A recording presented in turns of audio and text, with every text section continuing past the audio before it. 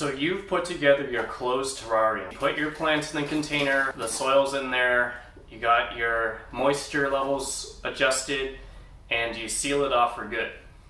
Is that all you have to do? Do you ever have to open up your terrarium? How often should you do it? Should you even open up the terrarium in the first place? This is all info that you gotta know if you want to maximize the chances of having a successful terrarium. Hey guys, it's Joe here from Hermit Garden. In this video we're gonna go over 5 different reasons why you might need to open up your terrarium. If you're just getting started with closed terrariums, it might seem tempting to just seal off your terrarium, put it off on a shelf somewhere and forget about it. But I'm going to tell you right now that you might be making a huge mistake there. While a terrarium is a bioactive terrarium, it can be a completely closed off ecosystem.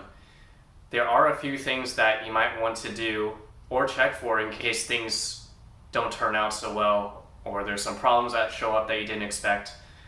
Just general maintenance items that should be taken care of in case you do notice them. And that's going to make your terrarium last a lot longer and have much better chances of success in the long term than just putting it off on a shelf somewhere. So in this video we're going to go over those items, make sure you're aware of that so that you can have the best chances of having a successful terrarium. Okay, so the first reason why you might need to open up your terrarium is to adjust the water levels. So it's really hard, especially if you don't have the experience, to get the water levels just right for your terrarium. In a closed terrarium, there's a very narrow range of water levels you should be aiming for. The soil should feel slightly moist, but not too soggy. And at the same time, it shouldn't be dry either. While most plants do love the high humidity and high moisture levels, you definitely don't want to go overboard with that. And what usually happens with people starting their terrariums is that they'll put in a level of water that they guess is appropriate for their terrarium, and it turns out, as they find out later, it's actually a little bit overwatered. Or they might even find out that there wasn't enough water to begin with. And in that case, that's when they would have to open up their terrarium to either get some water out of there or sprinkle some more water in there. There's 2 ways you can do that. The first thing you can do is check the condensation levels. On the walls of the container, there should be visible condensation on there in the mornings and maybe in the evening times, but there shouldn't be condensation on there all day long, especially if it starts to look really cloudy and you can't see inside. That's definitely way too much water. On the other hand, if you don't see any condensation in there, there's not enough water and you need to add a little bit more in there to give your plants enough humidity. The other way you can tell, you can just feel the soil, feel the substrate a little bit, see if it feels dry or very soggy, and that will tell you whether or not you have too much or too little water. But once you've adjusted the water levels, you don't want to just assume it's good from now on and walk away. You're still going to want to check it periodically. You're never going to know if the water levels are going to change because water is leaving the container, or maybe your plants start to grow a little bit and they start using up a little bit more water and then you need to add a little bit more in. Either way, it's good to just check periodically just to make sure that everything's looking good. The second reason why you might need to open up your terrarium is to give your plants fresh carbon dioxide. So in a sealed terrarium, the air kind of gets recycled in there, plants are breathing in carbon dioxide and producing oxygen. What can happen is over time, if it's not opened up, is that oxygen can build up in there and not giving your plants enough carbon dioxide to perform photosynthesis. So that's why it's recommended every once in a while to open it up, give your plants a little bit of fresh air, and that will keep your plants healthy in the long term.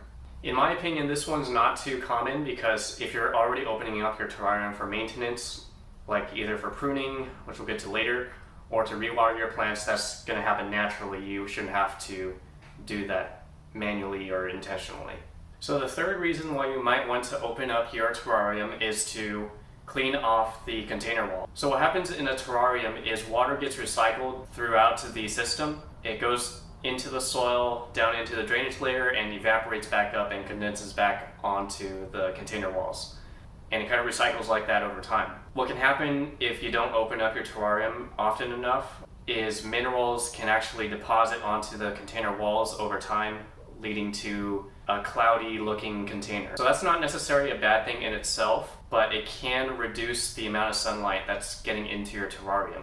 So if you imagine If your container walls start to get really cloudy, that's going to limit the amount of light that can get into your terrarium, absorbed by your plants, and used to create energy through photosynthesis. So that's why every so often, if you start to see that your container walls are looking really cloudy because of mineral buildup, I recommend going in there, opening it up, and just give the walls a quick wipe down. You don't have to use any cleaner or special chemical solutions or anything. Just give it a quick wipe down and give a little bit of water to your plants while you're there to replace any water that got removed from wiping off the condensation. By doing this, you're going to keep the container walls clear so that sunlight can get through your terrarium and to your plants unfiltered. The fourth reason why you might want to open up your terrarium is to give your plants a quick pruning.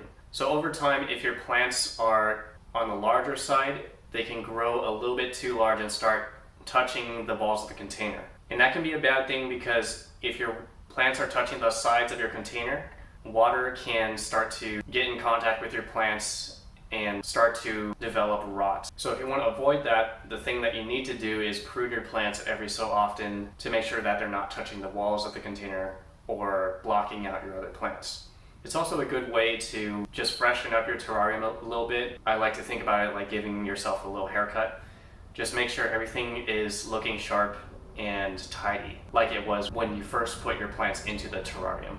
So you don't have to get too crazy with it. You just need to get some scissors, just do a little snipping of any parts that seem to be sticking out there or starting to approach the container walls.